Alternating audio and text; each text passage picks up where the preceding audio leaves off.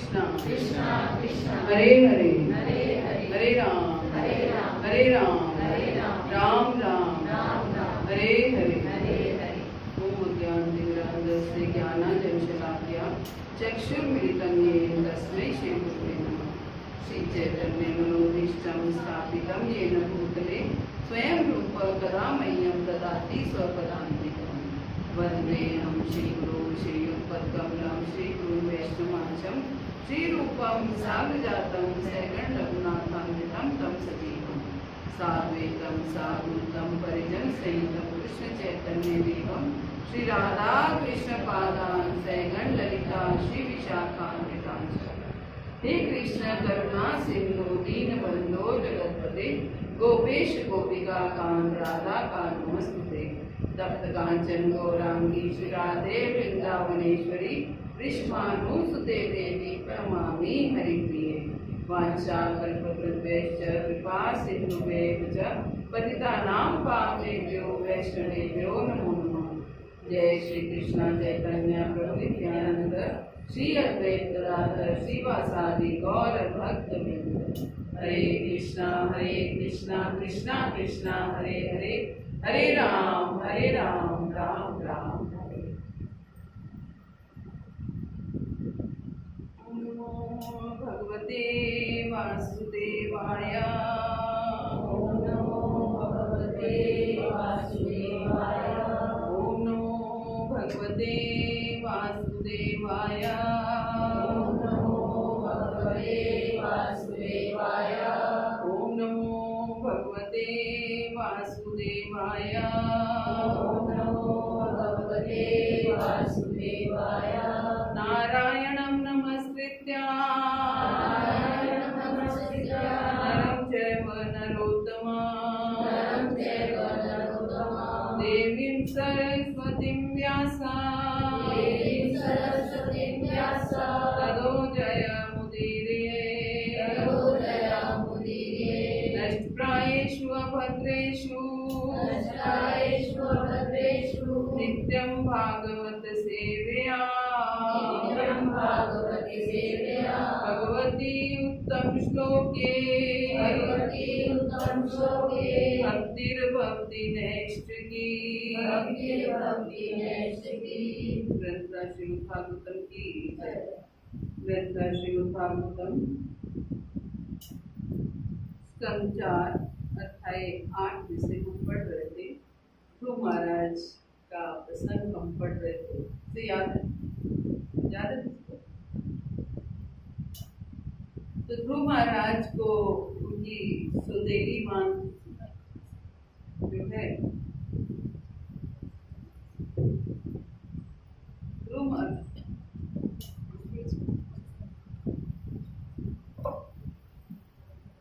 ध्रुव महाराज को उनकी सौतेली माँ जो है सुनीति सुरुचि जो है, दोनों एक जैसे नाम है। सुरुचि जो उनकी सौतेली माँ है और उन्होंने क्या वचन बोले कि अगर तुम्हें पिता की गोद में बैठना है तो तुम्हें मेरे गर्भ से जन्म लेना पड़ेगा, तभी तुम पिता की गोद में बैठ सकते हो, पिता का राज्य प्राप्त कर सकते हो, अदरवाइज पिता का राज्य प्राप्त नहीं कर सकते। और इसके लिए तुम्हें पहले भगवान का भजन करना पड़ेगा, ध्यान करना पड़ेगा, जाकर के नारायण की का ध्यान करना पड़ेगा। तो जब सुरुचि ने ऐसा बोला तो ध्रुव महाराज को दुख हुआ और कष्ट पहुंचा। वो रोते हुए अपनी माँ के पास, सुनीति के पास पहुंचे और सुनीति भी यही कहने लगी, हाँ तुम्हारी माँ ने ठीक ही कहा है। दुखी तो हुई लेकिन साथ में यही बोला कि तुम्हारी माँ ने ठीक ही कहा है कि हाँ तुम्हें भगवान का भजन करना पड़ेगा। तो अब ध्रुव महाराज जो हैं वो निकल पड़े हैं भजन करने के लिए। वन की तरफ उनका प्रस्थान हो गया है कि अब वो भजन करेंगे, तपस्या करेंगे, नारायण की जो है ध्यान करेंगे। तो नारद जी जो हैं वो ये सोच रहे हैं, नारद जी के कानों में ये बात पहुंच जाती है और नारद जी को जब ये पता चला कि ध्रुव महाराज जो हैं ऐसे ऐसे तपस्या करने के लिए और ध्यान करने के लिए, भजन करने के लिए वन में आ गए हैं। तो वो बड़े हैरान हुए और ध्रुव के पास आए और उनको आशीर्वाद देते हुए, उनको स्पर्श करते हुए कहने लगे कि ये जो क्षत्रिय हैं ये कितने तेजमय होते हैं, वे थोड़ा भी मान भंग सहन नहीं कर सकते। नारद मुनि ने पहले उनको क्या बोला कि जो ये क्षत्रिय हैं वो कितने तेजमय होते हैं कि ये थोड़ा भी मान भंग जो है वो सहन नहीं कर सकते। जरा सोचो तो, ये नन्हा सा बालक है तो भी उसको सौतेली माता के कटु वचन जो है इतने असह्य हो गए। कि छोटा सा बच्चा है, इतना सा वचन अपनी माँ का, सौतेली माँ का वचन इतना सा वो सहन नहीं कर पाया। क्या हो गया, अगर कह दिया तो कह दिया, इसको ऐसे भी लापरवाही से भी ले सकता था। क्या हो गया, बड़ी तो है, माँ ही तो है, तो कह दिया तो कह दिया। लेकिन वो कटु वचन जो है उनके हृदय में चुभ गए। तो ध्रुव महाराज ये नारद मुनि ये कह रहे हैं कि ये क्षत्रियों में जो है ये एक दो गुण जो है ये बहुत महान होते हैं।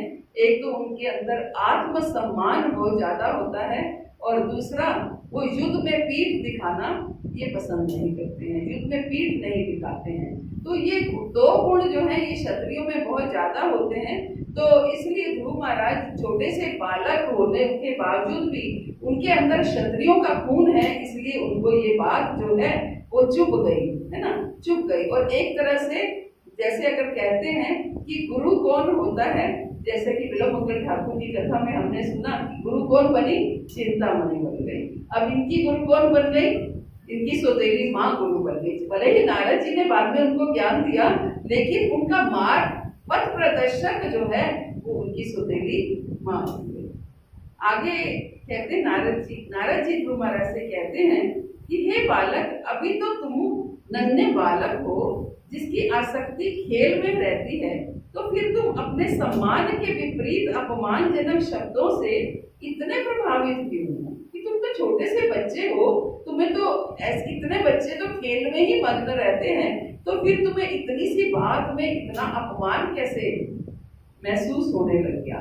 छोटे बच्चे तो परवाह भी नहीं करते, उनको गाली भी निकाल लो, थप्पड़ भी लगा लो तो भी उनको परवाह नहीं होती, फिर खेल में लग जाते हैं, और तुम्हें इतना अपमान क्यों महसूस हुआ? आगे कहते हैं, यदि तुम समझते हो कि तुम्हारे आत्मसम्मान को ठेस पहुंची है, तो भी तुम्हें असंतुष्ट होने का कोई कारण नहीं है। अगर तुम ये समझते हो कि तुम्हारे आत्मसम्मान को ठेस पहुंची है, तो फिर भी इसमें असंतुष्ट होने का कोई कारण नहीं है। इस प्रकार का असंतोष माया का ही अन्य लक्षण है। क्या कहते हैं नारद जी कि ये जो तुम संतुष्ट, तुम्हें क्रोध आ गया है या तुम्हें उनकी बात चुभ गई है, लग गई है, इसका मतलब क्या है? ये माया का लक्षण है। माया के कारण जो है तुम्हें ये बात जो है 1 मिनट में अपनी माँ की बात जो है महसूस होने लग गई है, बीच कर गई है, तो इसलिए ये माया का ही प्रभाव है।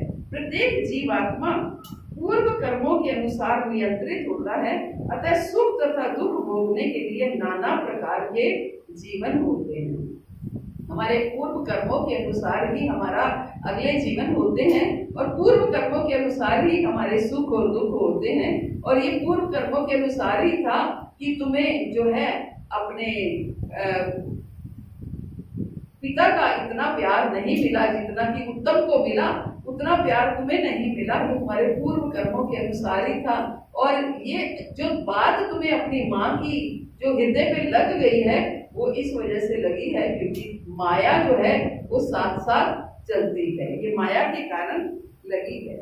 और आगे कहते हैं नारद जी कि भगवान की गति बड़ी विचित्र है, बुद्धिमान मनुष्य को चाहिए कि वह इस गति को स्वीकार करे। नारद जी केवल ध्रुव महाराज को इंस्ट्रक्शंस नहीं दे रहे हैं, वो हम सबको शास्त्रों के माध्यम से हमें बहुत सारे निर्देश मिलते हैं कि हमें अपने जीवन में कैसे उनको अप्लाई करना है। और मैं मुख्य तौर से वही प्रसंग लेती हूँ जिससे हमें अपनी रहनी, जिसको कहते हैं अपने, हमारा डेली हमारा जीवन जो है जिसमें जीवन से संबंधित हो, जीवन शैली से संबंधित हो, कैसे हम अपनी जीवन शैली में बदलाव ला सकते हैं, ये ऐसे प्रसंग हैं भागवत के। आगे नारद जी कहते हैं कि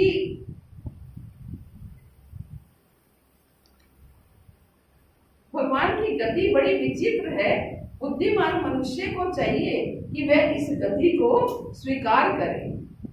ये है तो हमारे कर्मस के अकॉर्डिंग कि हमें जो है जिस माँ से जन्म मिला उस माँ को जो है पिता पसंद नहीं करते हैं, और इस वजह से वो मैं उसी माँ का पुत्र हूँ, इस वजह से मुझे पसंद नहीं करते हैं। तो मेरा जन्म उस माँ से हुआ तो इसका मतलब क्या है, मेरा कोई पिछले जन्म का मेरे कर्मों का हिसाब था। तो क्या कहते हैं कि भगवान की गति बड़ी विचित्र है, बुद्धिमान मनुष्य को चाहिए कि वह इस गति को स्वीकार करे। जो भी हमें हमारी सिचुएशन आती है जीवन में, उस सिचुएशन को हम स्वीकार करें, क्या सोच करके कि हमारे कर्म ऐसे थे, हमने ऐसा कर्म किया था जिस वजह से हमारे आगे ये परिस्थिति आई। कभी हमें अच्छे धन का नुकसान हो गया, या कभी हमारे मान सम्मान का नुकसान हो गया, कभी हमारा जन्म ऐसे घर में हुआ, हमारे माता पिता ऐसे रहे, या हमारे भाई बहन ऐसे रहे। तो कुछ भी जो भी ये सब कुछ होता है, वो जब हमारे जो कुछ हमारी मर्जी से नहीं हुआ, इसका मतलब वो किसकी मर्जी से हुआ है, वो भगवान की मर्जी से हुआ है। हमारी मर्जी से नहीं हुआ है, भगवान की मर्जी से हुआ है, तो वो और भी अच्छा है। तो यहाँ तो अगर हमारा जन्म ऐसे घर में हो रहा है तो वो हमारे कर्मस की मर्जी से हुआ है, हमारे कर्म ऐसे थे। भगवान भी ऐसे कोई पक्षपात नहीं करते हैं कि किसी को किसी घर में ऐसे घर में जन्म दे दिया और किसी को टाटा बिरला अंबानी के घर में जन्म दे दिया, या किसी ऐसे व्यक्ति के घर में जन्म दे दिया। भगवान भी देखते हैं कि उसके कर्मस के अकॉर्डिंग उनको नया जीवन, नया घर मिलता है। तो क्या कहते हैं कि बुद्धिमान मनुष्य को चाहिए कि वह इस गति को स्वीकार करे और अनुकूल या प्रतिकूल जो कुछ भी भगवान की इच्छा से सम्मुख आए उससे संतुष्ट रहे। जो भी परिस्थिति हमारे आगे आए, चाहे वह अनुकूल परिस्थिति है चाहे वो प्रतिकूल परिस्थिति है, हमारा जीवन में सुख और दुख जो है लगातार बने रहते हैं। कभी सुख होता है, कभी दुख होता है। तो भगवान क्या कहते हैं भगवद गीता में, मात्रा स्पर्शास्तु कौन्तेय शीतोष्ण सुख दुःखा आगम पायनीय नित्या तान तितिक्षस्व भारता, तान तितिक्षस्व भारता। हे कुंती पुत्र, सुख और दुख जो है वो सर्दी और गर्मी की दो ऋतुओं के समान है। सर्दी और गर्मी की दो ऋतुओं के समान है। जैसे सर्दी आती है, गर्मी जाती है, गर्मी आती है, सर्दी जाती है, ऐसे ही सुख आते हैं, दुख जाते हैं, दुख आते हैं, सुख जाते हैं। ये सीक्वेंस, ये चक्र जो है ये चलता रहता है। तो इसे तान तितिक्षस्व भारता, हे भारत, हे कुंती पुत्र, इसे सहन करना सीखो, इसे सहन करना सीखो। भगवान हमें ये इंस्ट्रक्शन दे रहे हैं, इसे सहन करना सीखो। कैसे सीखो? ऐसे भक्तों से सीखो जो सहनशील हैं, जो सुख और दुख को सहन कर पाते हैं। ऐसे लोगों का संग करो जो सुख और दुख को सहन कर पाते हैं। हम तो सर्दी और गर्मी को ही सहन करना मुश्किल हो जाता है, और सुख और दुख तो बहुत बड़ी बात है। तो लेकिन प्रयास करेंगे तो अवश्य होगा। जब इन बातों को हम सुनते हैं, जब शास्त्रों को सुनते हैं, तो कहीं ना कहीं हमारे सब कॉन्शियस माइंड में ये रहता है कि नहीं, भगवान ने ये इंस्ट्रक्शन दी है कि हमें सुख और दुख को सहन करना है और हमें भगवान की आज्ञा का पालन करना है। तो इसलिए ये कहीं ना कहीं हमारे चित्त में, हमारे चेतना में रहता है कि हमें सुख और दुख को सहन करना है। आगे नारद जी कह रहे हैं, अब अनेकानेक जन्मों तक इस विधि का पालन करते हुए तथा भौतिक कलमश से विरक्त रहकर अपने को निरंतर समाधि में रखकर और विभिन्न प्रकार की तपस्याएं करके अनेक योगी ईश्वर साक्षात्कार के मार्ग का पार नहीं पा सके। अब नारद जी ने देखा कि ये छोटा सा बालक है और ठान करके आया है कि मुझे तपस्या करनी है, मुझे भजन करना है, यहाँ पर वन में रह करके, छोटा सा बच्चा, वन में जंगली जानवर भी हैं, सब कुछ है, वो इसको डराएंगे तो कैसे ये करेगा। जरा इसको डरा कर देखता हूँ कि ये डगमगाता है या नहीं डगमगाता, देखता हूँ कितनी दृढ़ता है इसके अंदर। तो नारद जी, एक गुरु का यही कार्य है। गुरु जो है पहले अपने शिष्य की ऐसे ही परीक्षा लेते हैं कि देखते हैं कर पाते हैं या नहीं कर पाते हैं। तो क्या नारद जी क्या कहते हैं कि अनेकानेक जन्मों तक इस विधि का पालन करते हुए भौतिक कलमश से विरक्त रहकर अपने को निरंतर समाधि में रखकर विविध प्रकार की तपस्याएं करके अनेक योगी ईश्वर साक्षात्कार के मार्ग का पार नहीं पा सके। कि इतने इतने योगी ज्ञानी तपस्वी अनेक युगों तक ऐसा करते रहते हैं, अनेक जन्मों तक इस विधि का पालन करते हैं और भौतिक कलमश से भौतिक संसार को छोड़ करके आते हैं और अपने आप को निरंतर समाधि में रखे रहते हैं। फिर भी वो इतनी तपस्याएं करते हैं लेकिन फिर भी भगवत प्राप्ति नहीं कर पाते, ईश्वर साक्षात्कार का मार्ग को पार नहीं कर पाते, नहीं भगवान को प्रसन्न नहीं कर पाते, भगवान को नहीं जान पाते। इसलिए हे बालक, तुम्हें इसके लिए प्रयत्न नहीं करना चाहिए। नारद जी क्या कहते हैं कि तुम्हें इसके लिए प्रयत्न नहीं करना चाहिए, इसमें सफलता नहीं मिलने वाली है। तुम घर बार छोड़ छाड़ के तो आ गए हो, तुम्हें इसके लिए प्रयास करोगे तो इसमें तुम्हें सफलता मिलने वाली नहीं है। क्योंकि इतने बड़े बड़े योगी जो है इतने जन्मों से लगे हुए हैं इसमें तपस्या करने में, साधना करने में, अपनी समाधि में बैठे हैं, लेकिन फिर भी उन्हें ईश्वर साक्षात्कार का मार्ग पार नहीं कर पाए हैं, भगवत प्राप्ति नहीं कर पाए हैं। इसलिए तुम्हें इसके लिए प्रयत्न नहीं करना चाहिए, इसमें सफलता तुम्हें नहीं मिलने वाली है। अच्छा हो कि तुम घर वापस चले जाओ, जब तुम बड़े हो जाओगे तो ईश्वर की कृपा से इन योग कर्मों के लिए अवसर अवश्य मिलेगा। कि अच्छा ये है, बेटर यही है कि तुम अभी घर वापस जाओ, अभी तुम बालक हो, वन में कैसे रहोगे, जब तुम बड़े हो जाओगे तो तुम्हें ऐसा अवसर मिलेगा कि तुम भगवत प्राप्ति के लिए फिर से आ सको, उस समय तुम्हारा ये कार्य पूरा होगा। अभी ये तुम्हारे बस की बात नहीं है। बड़े बड़े योगी भगवत प्राप्ति नहीं कर पाए, आत्म साक्षात्कार नहीं कर पाए, तो फिर तुम कैसे करोगे? तुम अभी अपने घर जाओ, जब बड़े हो जाओगे तब ये कार्य करना। आगे कहते हैं नारद जी कि मनुष्य को चाहिए कि जीवन की किसी भी अवस्था में, चाहे सुख हो या दुख, जो देवी इच्छा द्वारा प्रदत्त है, संतुष्ट रहे। क्या कह रहे हैं नारद जी कि मनुष्य को क्या चाहिए? इसका मतलब क्या है? ये इंस्ट्रक्शन सिर्फ ध्रुव महाराज के लिए नहीं है, हम सब के लिए है। क्या कह रहे हैं कि मनुष्य को चाहिए कि जीवन की किसी भी अवस्था में, चाहे वह सुख हो या दुख हो, उसे भाग्य द्वारा प्रदत्त समझना चाहिए और संतुष्ट रहना चाहिए। वो कैसी भी अवस्था हो, चाहे सुख हो या दुख हो, उसको ये समझना चाहिए मेरे भाग्य में यही था, भाग्य द्वारा प्रदत्त समझना चाहिए और संतुष्ट रहना चाहिए। जो मनुष्य इस प्रकार टिका रहता है वह अज्ञान के अंधकार को बहुत सरलता से पार कर लेता है। जो मनुष्य इस तरह टिका रहता है वो अज्ञान के अंधकार को पार कर लेता है। क्या इंस्ट्रक्शन दी है नारद जी ने कि मनुष्य को चाहिए कि जीवन की किसी भी अवस्था में, चाहे सुख हो या दुख हो, उसे अपने भाग्य का समझ करके ये मेरे भाग्य में यही था तो वो मुझे मिला है, ये समझ करके उसको संतुष्ट रहना चाहिए। अब लेकिन सुख तो हम यही सोच के संतुष्ट हो जाते हैं कि हाँ मेरे को पिछले कर्म इतने अच्छे होंगे तभी मुझे इतना अच्छा सब कुछ मिला है। लेकिन दुख के समय हम ये बोल देते हैं मैंने तो कभी किसी का बुरा नहीं किया, फिर भी भगवान ने पता नहीं मेरे साथ ऐसा क्यों किया।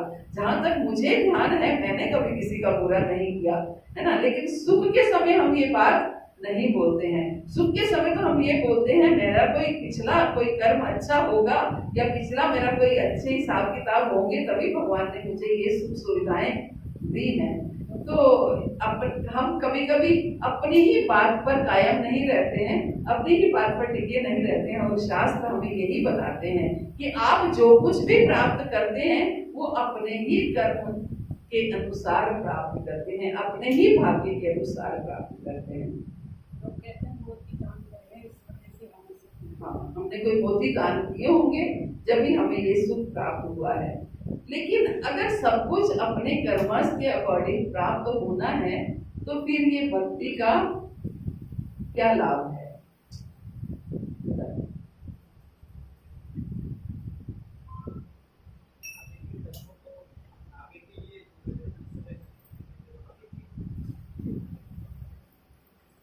कह रहे हैं कि आगे के कर्मस को अच्छा, अगले जीवन को अच्छा करने के लिए हमें भक्ति करनी चाहिए। और वो तो ये पॉइंट तो खैर है ही कि हमें अगले जीवन को अच्छा करने के लिए, अगले जीवन अपने अगले कर्म अच्छे बनाने के लिए भक्ति करनी चाहिए। भक्ति से हमारे पुराने कर्म भी कट जाते हैं। केवल भक्ति ही एक ऐसा मार्ग है जिससे हम बहुत ही कोई घनघोर ही कर्म हमने कर रखे हैं, उसका हमें कटे ना, लेकिन कम अवश्य होके मिलता है। लेकिन जो छुटपुट कर्म है वो तो ऐसे ही निकल जाते हैं, पता ही नहीं चलता है ना, पता ही नहीं चलता। तो भक्ति एक ऐसा है, एक तरह से भक्ति क्या काम करती है? भक्ति स्टंट का काम करती है। जैसे किसी की ब्लॉकेज हो जाती है ना हार्ट में, तो क्या करते हैं? स्टंट डालते हैं। स्टंट क्या होता है मुझे पता नहीं था, मुझे प्रभु जी ने समझाया स्टंट क्या होते हैं। कि एक उसको खोलने के लिए एक छल्ला सा लग जाता है जिससे वो जो अंदर जो है वो वो ट्रैप जो है खुल जाता है ना, वो ट्रैप खुल जाता है तो जो ब्लॉकेज होती है वो निकल जाती है। लेकिन धीरे धीरे वो ब्लॉकेज निकल जाती है, लेकिन कभी बहुत बड़ी कोई ब्लॉकेज आ गई तो वो स्टंट में भी फंस जाती है ना। तो वही भक्ति है ना, वही वैसे ही भक्ति है। भक्ति एक स्टंट की तरह है, वो हमारे ट्रैक को खोल देती है। उसमें छोटे मोटे हमारे कर्म तो ऐसे ही निकल जाते हैं, पता ही नहीं चलता।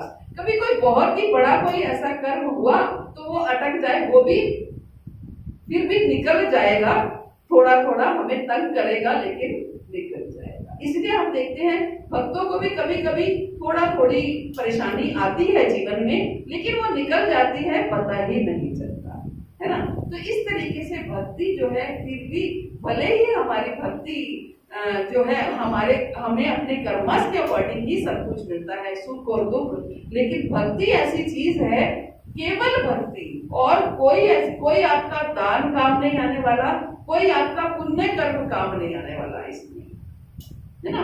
दान से आपके पुण्य कर्म एकत्रित होंगे और पुण्य कर्मों से आपको स्वर्ग प्राप्त होगा, अच्छा घर प्राप्त होगा, सुख प्राप्त हो सकता है, आपको अच्छा जीवन प्राप्त हो सकता है। लेकिन आपके हिस्से के दुख आपको प्राप्त होंगे ही होंगे। कभी सुख और दुख आपस में काटते नहीं हैं एक दूसरे को, इस बात को हमें याद रखना है। ये नहीं कि हमने बहुत सारे पुण्य कर लिए तो हमारे पाप कर्म उससे कट जाएंगे, कभी नहीं करते हैं। पापों को अलग भोगना है, पुण्यों को अलग भोगना है। पुण्यों का फल अलग से मिलेगा, पापों का फल अलग से मिलेगा। पुण्यों से आप स्वर्ग भोग के आएंगे, पापों से आपको नरक भोगना पड़ेगा। पापों के कारण आपको निम्न योनि प्राप्त हो सकती है, निम्न घर में जन्म मिल सकता है। तो ये अलग अलग उसके कार्य हैं, पाप और पुण्य के कार्य अलग हैं, लेकिन भक्ति का एक ही कार्य है। भक्ति का एक ही कार्य है। शुद्ध भक्ति जो है हमारे सारे रास्ते जो है वो क्लियर कर देती है, सारे ट्रैक्स क्लियर कर देती है। तो मनुष्य को चाहिए कि जीवन की किसी भी अवस्था में, चाहे सुख हो या दुख हो, भाग्य द्वारा प्रदत्त है, संतुष्ट रहे। ये मान करके संतुष्ट रहे कि ये मेरा भाग्य है। जो मनुष्य इस प्रकार टिका रहता है वह अज्ञान के अंधकार को बहुत सरलता से पार कर सकता है। तो मैं देखती हूँ भक्त लोग इस बात को समझ जाते हैं। ऐसी बात नहीं है, जब भी कभी उनके ऊपर कोई मुसीबत आती है तो वो ये समझते हैं कि ये मेरा ही कुछ हिसाब किताब होगा, चुकता हो रहा है, अच्छा है इसी जीवन में निकल जाए ताकि अगले जीवन में कम से कम मैं इसको लेकर के ना जाऊं। आगे भगवान के आगे नारद जी कहते हैं, प्रत्येक मनुष्य को इस प्रकार व्यवहार करना चाहिए। अब व्यवहार बता रहे हैं, कैसे व्यवहार करना चाहिए। ये सब हमारी रहनी सुधार रहे हैं, हमें कैसे अपनी जीवन शैली रखनी है। प्रत्येक मनुष्य को इस प्रकार व्यवहार करना चाहिए। क्या व्यवहार करना चाहिए? यदि वह अपने से अधिक योग्य व्यक्ति से मिले तो उसे अत्यधिक हर्षित होना चाहिए। क्या बता रहे हैं कि अपने से अधिक योग्य व्यक्ति से मिले तो उसे अत्यधिक हर्षित होना चाहिए, प्रसन्न होना चाहिए। यदि अपने से कम योग्य व्यक्ति से मिले तो उसके प्रति सदैव होना चाहिए, उसके प्रति सदैव होना चाहिए। सदैव क्या होता है? दया का भाव होना चाहिए। अपने से अगर अपने से कम योग्य व्यक्ति से मिले तो उसके प्रति सदैव होना चाहिए, उनके प्रति हमारी कर्टसी होनी चाहिए। एक तरह से हमें ये लगना चाहिए कि हाँ, इसको भी हमें ऊंचा करना है, इसको भी हमें आगे बढ़ाना है। और यदि अपने समान योग्यता वालों से मिले तो उससे मित्रता करनी चाहिए। क्या क्या बताया है, कौन रिपीट करेगा? कि अगर जो अपने से जो समान है उससे मित्रता करनी चाहिए, जो अपने से छोटा है उसको कृपा करनी चाहिए, जो अपने से बड़ा है उसको सम्मान करना चाहिए। यहाँ उम्र में बात नहीं हो रही है, यहाँ योग्यता की बात हो रही है कि जो अपने से ऊपर योग्यता वाले व्यक्ति हैं उनका हमें सम्मान करना है। अपने से निम्न योग्यता वाले जो व्यक्ति हैं उनको सदैव से मिलना है, उसके ऊपर कृपा करके मिलना है, दया करके मिलना है, हमारे कर्टसी होनी चाहिए उसके प्रति। और अपने से बराबर योग्यता वाले व्यक्ति से अगर हम मिलते हैं तो उससे मित्रता का भाव रखना है, मित्रता करनी चाहिए। इस प्रकार मनुष्य को इस भौतिक संसार के त्रिविध ताप कभी भी प्रभावित नहीं करेंगे। अगर ऐसा करेंगे तो मनुष्य को तीन ताप कभी भी प्रभावित नहीं करेंगे। आदि भौतिक, आदि दैविक, आदि आत्मिक, ये दुख जो है वो कभी नहीं आएंगे अगर वो ऐसा व्यवहार सबके साथ करेंगे। यस, योग्यता योग्यता किसमें होनी चाहिए? एजुकेशन में या भक्ति में? तो जिस भी फील्ड का वो व्यक्ति है उसी फील्ड में, है ना। आप अगर एक ऑफिस में बैठे हैं तो आपके ऑफिस के अकॉर्डिंग देखेंगे कि ये मेरे कैडर का है या मेरे से लोअर कैडर का है या मेरे से हायर कैडर का है, तो उसके अकॉर्डिंग लेना चाहिए। आप यहाँ बैठे हैं, सेंटर में हैं, भक्ति मार्ग में हैं, तो आपको ये देखना चाहिए कि ये मेरे से ऊपर है, मेरे बराबर है या मेरे से नीचे है। प्रश्न ये नहीं है, प्रश्न ये है कि योग्यता हम निर्धारित कैसे करेंगे। ऑफिस में तो ठीक है, जिसका कैडर ऊपर है वो ऊपर है, जिसका कैडर नीचे है वो नीचे है। क्योंकि मैंने प्रमोशंस नहीं ली है कभी भी और इसलिए मेरा कैडर बहुत नीचे है ऑफिस में। तो मेरे साथ इस समय मेरे जो बॉस आए हैं वो अभी 30 साल का बच्चा नहीं है, 28-29 साल का लड़का है।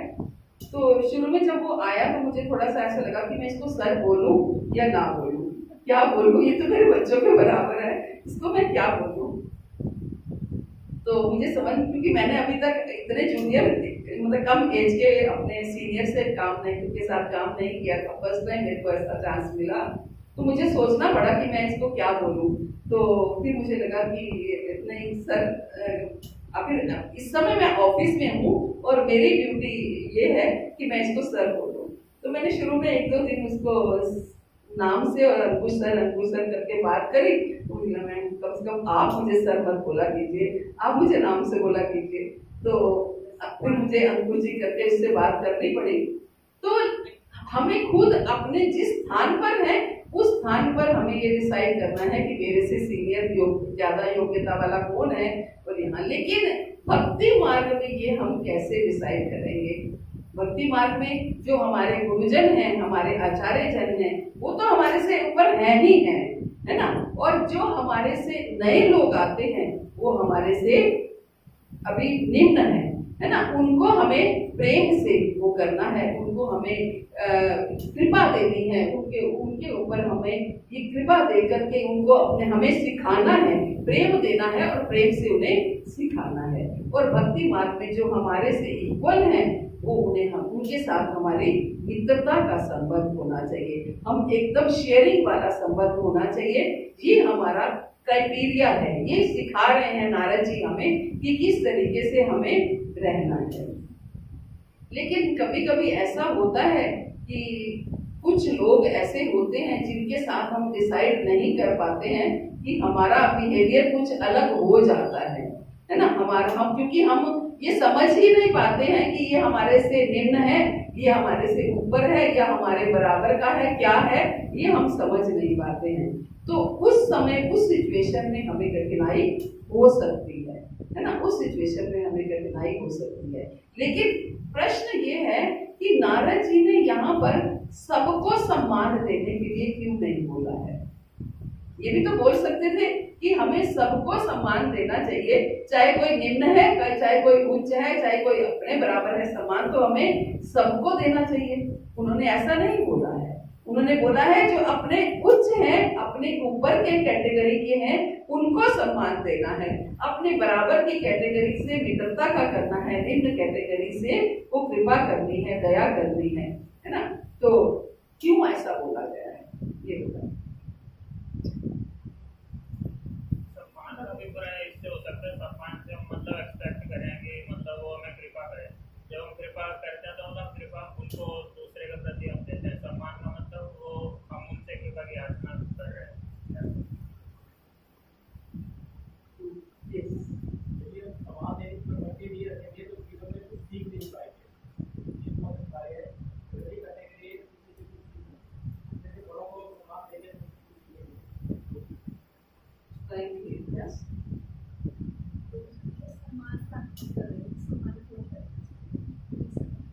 प्रश्न मेरा ये है कि नारद जी ने सिर्फ अपने से ऊपर की योग्यता के लोगों को सम्मान देने के लिए क्यों कहा। नारद जी ये भी तो कह सकते थे कि सबको सम्मान दीजिए, उन्होंने सबको सम्मान देने के लिए क्यों नहीं कहा। एक्चुअली हम देखें तो हम यही आम भाषा में हम यही कहते हैं कि सबको सम्मान देना चाहिए, लेकिन नारद जी ने ऐसा नहीं कहा कि सबको सम्मान देना चाहिए। उन्होंने कैटेगरीज 3 बताई हमारे लिए कि इन 3 इस तरीके से हमें करना चाहिए। अपने से सीनियर्स को सम्मान देना चाहिए, जूनियर्स को जो है वो उनके ऊपर कृपा करनी चाहिए और अपने बराबर के साथ मित्रता करनी चाहिए। सबको सम्मान देने के लिए नहीं कहा है।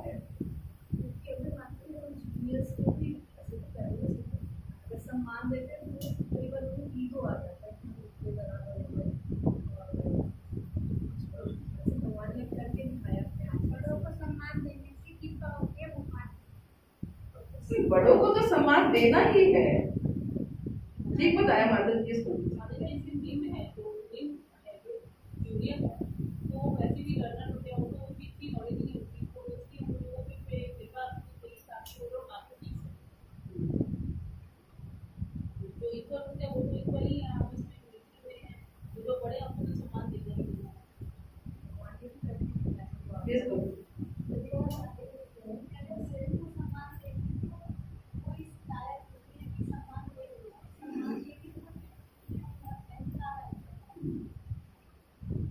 तो यही कारण है कि अगर जो व्यक्ति सम्मान अभी इस लायक नहीं हुआ है कि उसको सम्मान दिया जाए, तो अगर हम उसको सम्मान देंगे तो क्योंकि अभी निम्न स्तर पर है तो इसलिए सम्मान देने से अहंकार भी आ सकता है, अभी वो अज्ञानता में है। तो इसलिए नारद जी ने हमें अलर्ट किया है कि हमें उसके अंदर ये अहंकार का भाव ना आए, इसलिए उसको प्रेम दो लेकिन सम्मान अभी सम्मान देने के लिए के अधिकारी वो नहीं है ना। सम्मान के अधिकारी वो नहीं है, प्रेम दो, प्रेम में ही सम्मान है ना। प्रेम हमें सबको देना है, इसलिए नारद जी ने प्रेम की कैटेगरी तीनों में नहीं डाली है।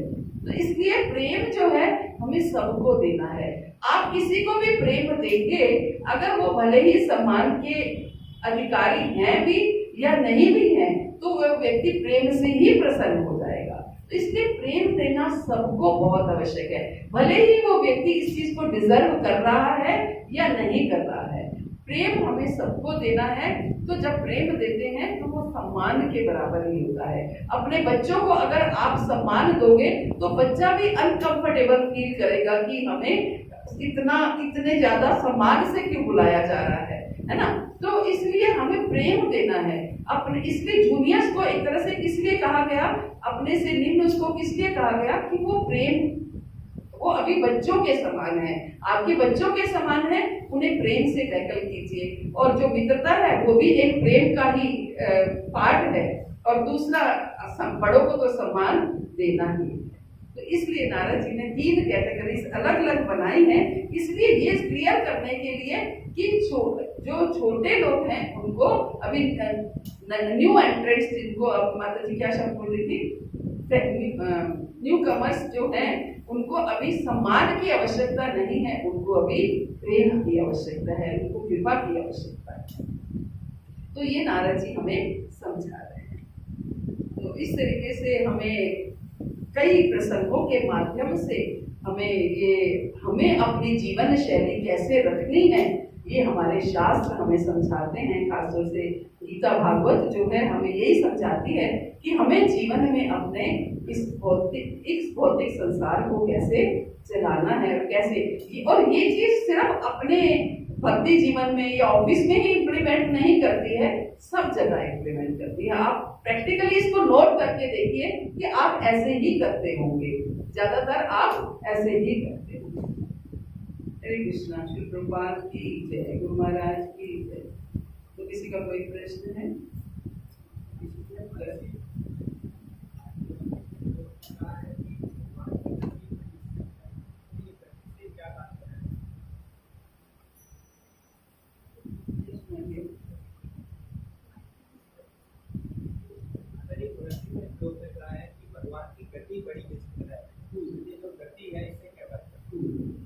भगवान की गति बड़ी विचित्र है।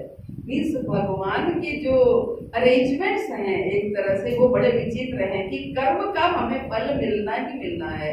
जो ये एक तरह से सारा उद्योग ये भगवान का उद्योग है कि उन्होंने इस कर्म का ये सजा देनी, इस कर्म का ये सजा देनी। कल परसों मुझसे कौन पूछ रहा था कि माता जी की माता जी पूछ रही थी कल ही कि माता जी जो मैं इतनी बीमार रहती हूँ, ये मेरे किस कर्म की सजा होगी।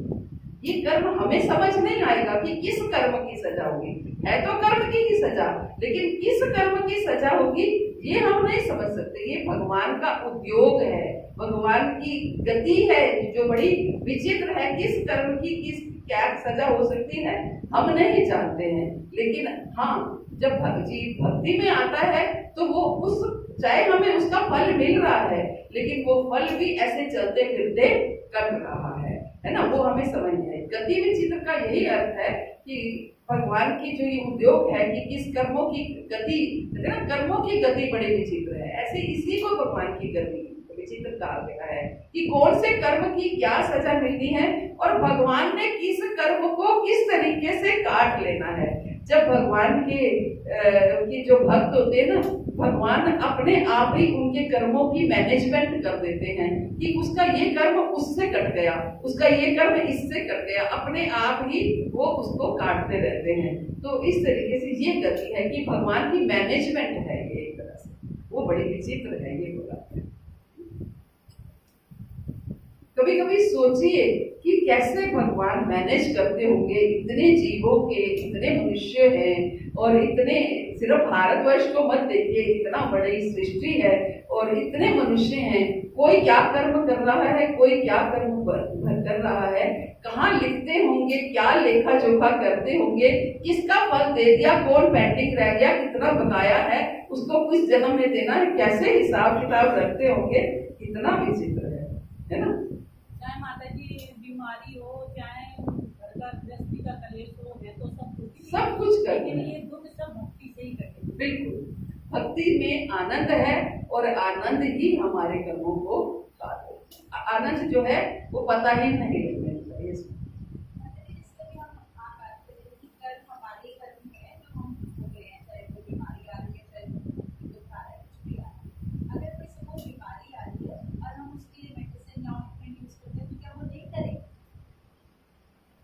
नहीं, ये नहीं। जो अगर बीमारी आ रही है तो क्या हम मेडिसिन ना लें क्योंकि ये तो हमारे कर्म की, तो ये भी तो मेरा कर्म है कि मुझे जो भी समस्या आई है उसका मुझे ट्रीटमेंट तो लेना। भगवान ने ये थोड़ी बोला है कि आपके ऊपर कोई दुश्मन अटैक कर दे और आप हाथ पे हाथ रख के बैठो, अगर आपके पास तलवार है भी तो आप तलवार उठाओ मत, है ना। भगवान ने ये नहीं कहा, भगवान ने बोला अपनी सुरक्षा करो, तो ये भी अपनी सुरक्षा ही तो है। ये भी तो कर्म ही हुआ ना, बिल्कुल, बीमारी ये तो ऐसी कर्म है। लगेगी कि आप ठीक ही नहीं हो पाओगे। बिल्कुल बिल्कुल बिल्कुल। लेकिन हमें कभी कभी एक स्टेज पर आकर छोड़ देना चाहिए। अभी भी श्यामानंद प्रभु के पिता जो है वो उन्होंने शरीर छोड़ा है, तो बड़ा अच्छा उन्होंने ये किया कि वो अपने गांव में गए और गांव में उन्होंने देखा कि पिता की तबीयत ठीक नहीं है, हेल्थ उनकी, और 85 के लगभग वो पहुंच चुके थे। और डॉक्टर्स ने ये बोला कि ठीक है, अगर ट्रीटमेंट होगा तो 2-4 साल और निकाल भी सकते हैं और नहीं भी निकाल सकते, कोई जरूरी नहीं है। तो उन्होंने ये डिसीजन लिया कि मुझे इनको शांति से मरने देना है ना, शांति से मरने देना है। कोई ले आए वो अपने, और उनको पूरी भक्ति भाव से उनको 1 महीना 2 महीने उनके पास रहे, और 2 महीने उन्होंने पूरा वो कार्य किए जो एक अंतिम समय में जीव के साथ हमें करने चाहिए, है ना। तो अक्सर मैंने देखा है कि चाहे 80-85 किसी भी एज में हम देखते हैं कि हम सोचते हैं कि अभी और जीवन नहीं है, लेकिन कई बार बच्चे लोग भी ये सोचते हैं नहीं ट्रीटमेंट होना चाहिए, ट्रीटमेंट होना चाहिए, हॉस्पिटल में भर्ती करा, ये कर वो कर। उस स्टेज पे ये सोच लेना चाहिए कि बेटर है कि उनका जो जाने वाला सफर है उसको आसान कर दिया जाए, उसको सुरक्षित कर दिया जाए ताकि वो अच्छे से जा पाए। अगर हम उनको ट्रीटमेंट के चक्कर में, आजकल आपको पता ही है हॉस्पिटल्स जो है, खास तौर से जब उन्हें ये पता चल जाता है कि इनका मेडिक्लेम है, बस तो वो फिर आपकी योग बुरी गत करते हैं। सच में कह रही हूँ, हमें ऑफिस से 50-50 लाख का मेडिक्लेम मिला हुआ है, तो मैं देखती हूँ हमारे एम्प्लॉइज अगर पहुंच जाते हैं हॉस्पिटल में, तो वो हॉस्पिटल वाले तब तक छोड़ते नहीं है जब तक 50 लाख पूरे नहीं हो जाए, है ना। बिना मतलब प्रोसीजर उनको रेकमेंड करें तो बेटर है, अगर जीवन पूरा हो चुका है, आप उम्र बिता चुके हैं, भक्ति भाव से उन्हें रहने दीजिए, बाकी का जीवन उन्हें ये सफर अच्छे से तय करने दीजिए। ये बहुत सुंदर तरीका है किसी को विदाई देने का, है ना। भले ही उस समय हमें ये लगे कहीं मेरा कर्म तो नहीं खराब होगा, लेकिन मेरा कर्म भले, भगवान गोपियों ने क्या किया था, अपनी चरण रज दी, इसलिए ताकि भगवान का सिर दर्द ठीक हो जाए, भले ही मेरा कर्म खराब हो जाए।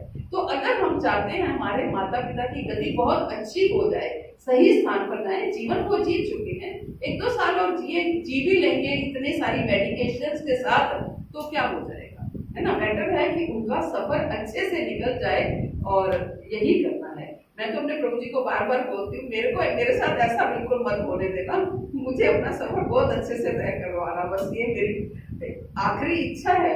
सच में ये दवाइयों के ऊपर डाल देना, हॉस्पिटल में डाल देना, ये बड़ी गंभीर जो है सिचुएशन होता है। ठीक है, छोटी उम्र वाले होते हैं तो हम प्रयास कर लेते हैं कि हाँ भी चलिए प्रयास करते हैं, लेकिन अगर उम्र बिता चुके हैं तो हमें ये प्रयास नहीं करना।